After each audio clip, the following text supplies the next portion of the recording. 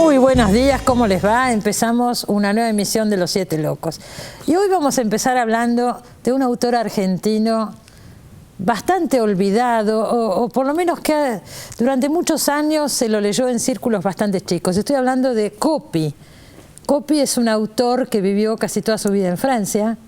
Escribió la mayor parte de su obra en francés, tiene algunos textos en castellano, pero la mayor parte se escribieron en francés, escribió teatro y escribió narrativa también. Y bueno, siempre se lo tuvo como un artista de culto. Últimamente, varias editoriales han editado obras de Coppi en castellano. Muchas las han tenido que traducir, porque no estaban traducidas o estaban traducidas en España.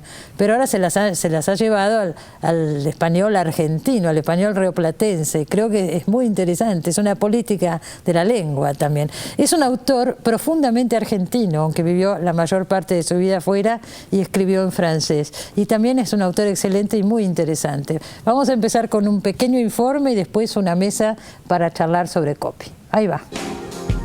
El escritor Raúl Damonte Botana, conocido como Coppi, nació en Buenos Aires en 1939. Hijo de padres vinculados a la cultura y la política, se instaló definitivamente en Francia. Toda su obra hace gala de un humor transgresor y una crítica social despiadada. Hasta años después de su muerte, ocurrida en 1987, fue prácticamente ignorado en la Argentina. Hoy, gran parte de su obra, escrita en francés, es traducida y editada en nuestro país. Bueno, muy notable lo que pasa con Coppi. De pronto un autor que se empieza a editar. ¿Cuántos años? Murió en el 87 y recién ahora era como un autor de culto, ¿no? Circulaba entre círculos restringidos y ahora de pronto, no digo que es masivo, pero han salido una cantidad de libros Jorge Monteleón últimamente. Sobre todo en la Argentina, porque Anagrama de España ya venía publicando a Coppi, ¿es así? Anagrama venía publicando a Coppi hace 20 años, aparece la traducción de Vila Matas del uruguayo. Ajá. Y ahora Anagrama recopiló en 2 tomos las obras narrativas. Sí. Pero El Cuenco de Plata de Edgardo Russo comenzó acá, en la Argentina. En la Argentina, El Cuenco de Plata, que dirige Edgardo Russo, comenzó a editar 2 novelas, La Ciudad de las Ratas y La Guerra de las Mariconas, que había tenido una vieja edición española muy pequeña, y comenzaron a traducir el teatro de Coppi, que era de lo que teníamos muy poco, ¿no? Claro. Salvo, bueno, Eva Perón, que yo traduje, para Adriana Hidalgo. Exacto. Y la obra que apareció que se estrenó en San Martín, Una visita inoportuna, y circulaba esa traducción. Claro. Y había una traducción, La Torre de la Defensa, de Damián Tabarovsky, en una revista, y bueno, era todo lo que él había escrito en francés, y eso es todo. Y eso es todo, pero tiene bastante obra. Sí, además. Ahora bastante exactamente, bastante obra. Vos recién hablabas de Eva Perón. Sí. Que vos trajiste Eva Perón. Sí. Coppi tiene la particularidad, es un autor argentino que la mayor parte de su obra fue escrita en francés. Entonces uno dice, y eso es algo muy interesante que trabajó Jorge Monteleone, el tema de, ¿es un autor argentino? ¿Es un autor francés? Es profundamente argentino y escribe en francés. Y vos hablás de la extranjería y de, como tanta literatura del siglo XX se escribió en el exilio y del XIX, a partir de ahí decís cosas que me parecen interesantes, ¿no? Y yo creo que Coppi decía que su madre era la lengua materna, digamos, que era el español, y el francés era su amante. Y él escribió muy poco en español. Escribió la novela La vida es un tango y escribió Cachafaz. Que dirigió Tatiana Santana, que también la tenemos acá. Gran directora de teatro, hizo una versión excelente de Cachafaz. Ahora vamos a hablar de eso, sí. Y esa primera experiencia que yo tuve con la cuestión del rioplatense fue en el momento de la traducción de Eva Perón.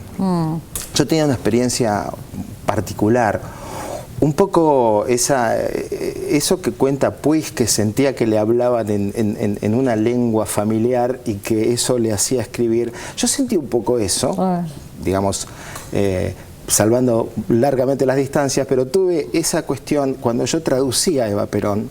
Yo sentía la voz de una muchacha de clase obrera, más o menos de la misma generación de Eva, como mi mamá, y sentía que ahí había una lengua rioplatense que me hablaba para que yo tradujera. Que estaba escrita en francés y vos sentías una lengua rioplatense. Exactamente, yo sentía que en realidad el francés era una traducción del rioplatense, ¿no? Así como se hablaba de galicismo mental para Darío, claro, ¿no? Había un galicismo, había un rioplatense mental. Qué notable. ¿No? En Coppi. Cuando se estrenó Eva Perón en Francia, pusieron una bomba en el teatro. Así es, en el 69. ¿En qué año? 69. 69. Sí. ¿Y eso provocó que Coppi hasta el año 84 no podía entrar a la Argentina? No, además se lo consideraba una especie de delincuente, digamos, por haber profanado, ¿no? Figuras es un venerables. autor, es muy difícil de clasificar, Coppi. Haremos lo posible, pero es muy difícil. Yo creo, viendo el Cachafaz el otro día, leyéndola, porque ahora tenemos el texto y viendo la adaptación que hizo Tatiana, es una obra profundamente subversiva, Cachafaz. Sí. Claramente. Profundamente subversiva. Sí. Yo creo que esto que vos decís de que es inclasificable, por más que hagamos muchos esfuerzos, no vamos a llegar a una conclusión. Bueno. Y eso es lo rico de él, me parece, ¿no? Sí. Sí, eso es lo rico. ¿Cómo se hace para tomar un texto? Si decimos someramente de qué trata Cachafaz, es una pareja en un conventillo en Montevideo, ¿no es cierto? Sí, en el famoso conventillo Medio Mundo. Existe el famoso conventillo. Ahora está reconstruido porque en realidad los militares en la dictadura lo tiraron abajo y estuvo por un tiempo destruido hasta que lo reconstruyeron, simplemente la fachada y la estructura. Ahora son viviendas, ¿no? Claro. Pero no tiene nada que ver con lo que era. Con el que trata acá la obra de teatro. Es una pareja, uno de los miembros de la pareja es un travesti. Bueno, viven en una marginalidad tremenda y en un momento, a raíz de una muerte, empieza toda una especie de... empiezan a cometer antropofagia, ¿no es cierto? Empiezan a matar y con eso y matan policías. Sí. Y con esos cuerpos, qué sé yo, fabrican embutidos, los venden, y cambia, lo que es muy notable, cambia el rol de Cachafaz dentro del conventillo. Era muy despreciado y a partir de ahí pasa a ser una especie de líder del conventillo. Sí, y la Raulito también. Y la Raulito, el travesti también. Digo, todo esto, si uno lo cuenta así, pero hay que verlo en escena. Sí, creo que él justamente tiene esa libertad en transformar, ¿no? a los seres humanos y a la historia y poder hacer de este guapo de conventillo tan odiado el líder político que termina siendo. Y yo creo que está apuntado mucho hacia la construcción del ser político en la obra. Es una obra política. Sí, profundamente política. Y se pueden hacer muchas lecturas, qué sé yo, es del año 87, ¿no es cierto? Es del año 87. Habla de la dictadura, puede ser que haya hablado de la dictadura. Yo no sé si Coppi tenía estas intenciones. Yo creo que no. Pero en el texto sale, o por lo menos tu puesta está enfocada desde ahí. Es que yo creo que la literatura es política más allá de las cuestiones referenciales. Claro. Es decir, la literatura habla políticamente. Claro. Exactamente. Bueno. Además, yo creo que en Cachafaz, él retoma una larga tradición del teatro argentino y la subvierte verdaderamente. Y ciertas cuestiones de lo argentino. Claro, ese sainete, ¿no? El sainete que está escrito en verso, como Bacareza escribió en verso. Claro. ¿no? Está la cuestión de los géneros, totalmente subvertida también. Digamos, la figura femenina que aparece, digamos, en el sainete y después en el grotesco, que es, como decía genialmente Viñas, es el sainete interiorizado, tiene una larga tradición en la Argentina. Y él esa tradición la conoce y la toma y la subvierte justamente. Y la cuestión de la antropofagia también es una cuestión argentina. Eso está en la literatura argentina a lo largo de toda su historia. Es decir, lo interesante de Coppi es que subvierte en la tradición. Es una cosa muy dinámica en ese sentido, ¿no? Sí, y es muy impactante también. Y es muy impactante. Y es muy impactante también. Digo, Coppi empieza dibujando, ¿no es cierto? Coppi comienza como dibujante. Empieza como dibujante, bueno, hace esta historieta famosa, La mujer sentada, que se publicó durante 10 años en la revista francesa Le Nouvel Observateur. Creo que ahora también se va a editar acá. Sí. Sí, ahora se editan Los pollos no tienen sillas, que es la reedición, es una especie de homenaje que se hace a Jorge Álvarez, que fue el único que lo publicó, el libro, la historieta esa del año 68. Entonces, uno de los tantos aciertos de Jorge Álvarez. Este año lo tuvimos acá en el programa, Jorge Álvarez.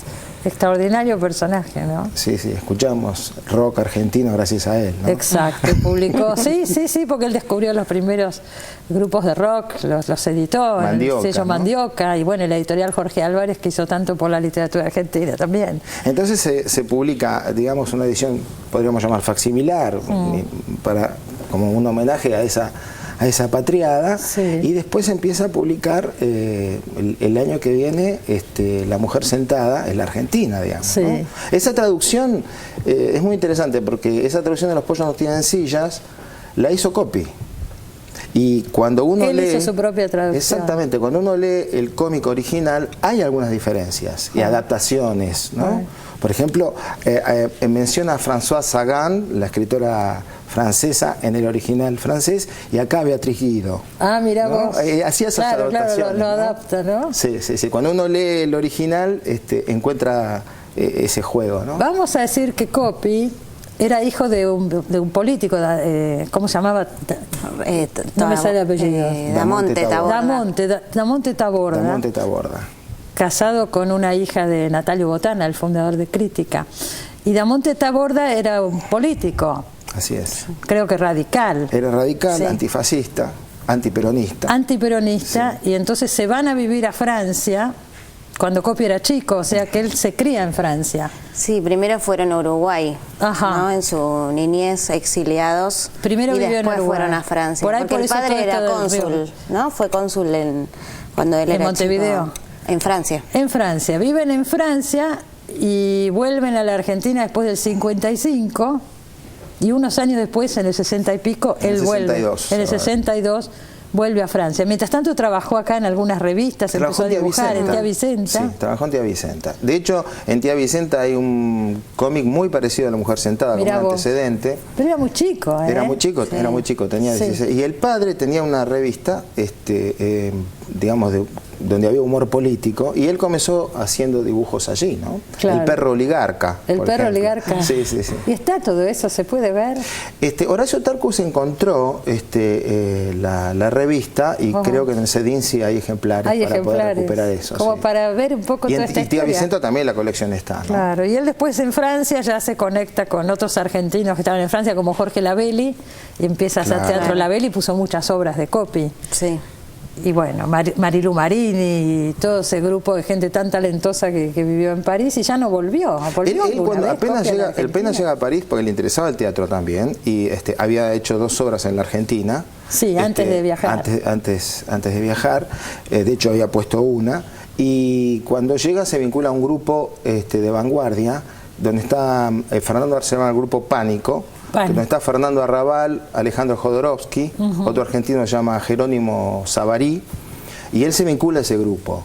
Y luego, que también era dibujante, y empieza a vender sus dibujos en los subtes, y después crea La mujer sentada. Porque vamos a decir que venía de una familia de mucho dinero, como fue la familia Botana, pero después se funde Natalio Botana, el diario Crítica, y él ya no tenía, cuando él viaja a París no tenía un peso. Además era el nieto de Salvador Onrubia. Vamos a recordar que era el nieto, por supuesto, de Salvadora Medina Onrubia, también dramaturga.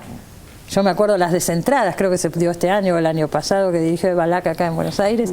Y bueno, y además un personaje anarquista, madre soltera en esa época, un montón de cosas, ¿no? O sea que viene de una historia familiar muy fuerte, Coppi.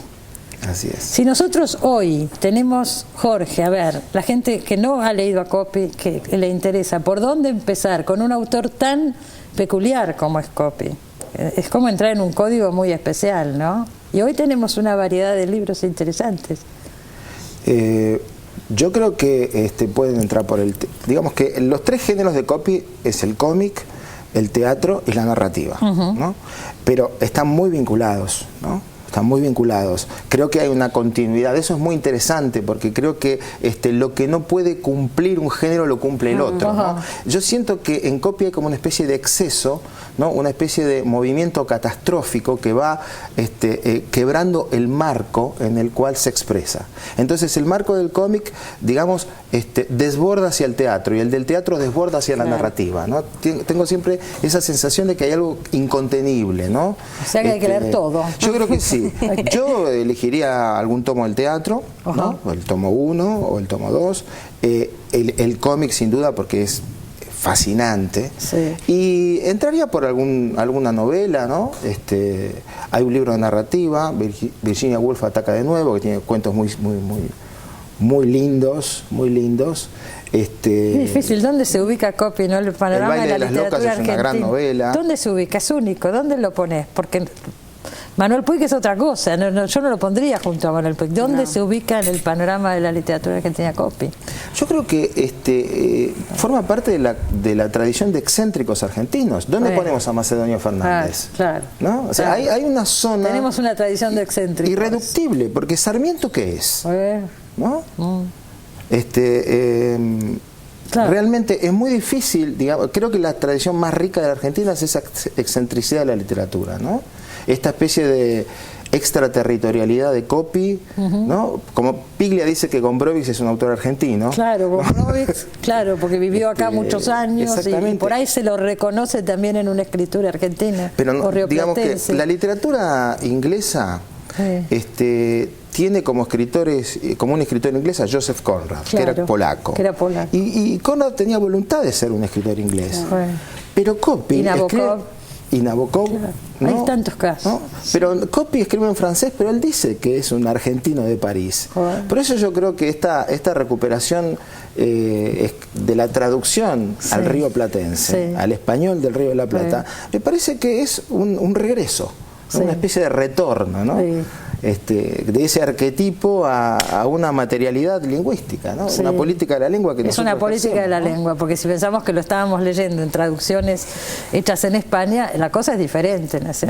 Donde hay, por ejemplo, un cuento donde habla de los boludos y tienen que poner una nota al pie para decir de qué se trata. De qué se trata. Vamos a decir que en Cachafaz también hay un vocabulario bastante subido. Ahora, Por su era fascinante. Es parte de la cosa, es parte de lo que es esa obra. Digo, Cachafaz no sé si hubiera podido ser escrita en francés, por algo la escribió en castellano, ¿no? Sí, claro. No sé cómo, es imposible, no se me puede ocurrir. Igual creo que la han traducido en algún momento. Una cosa es traducirla, en París, pero no sé cómo hicieron realmente. No se me ocurre cómo pueden hacer. Terminaron las funciones de Cachafaz por este año. Sí, terminaron el jueves 6. Se terminó. Escuchame una cosa, ¿van a volver el año que viene? Sí, vamos a volver, posiblemente en febrero del 2013, en el mismo teatro, en el Teatro del Pueblo. En el Teatro del Pueblo. Téngalo presente, acuérdese, porque vale la pena. Este año se hizo también, vino a Buenos Aires una apuesta francesa de ópera, Cachafaz. Yo no la pude ir a ver. Les comentaba recién a Jorge, no fuimos a verla, él tampoco fue, pero he leído las críticas y fueron muy buenas. O sea que da para muchísimas cosas, ¿no es cierto? Sí, la ópera es Lo tuyo tiene también un tratamiento de comedia musical, podríamos decir, en un punto. Sí, es un musical. Terminó siéndolo fuera de mis intenciones, pero lo fue.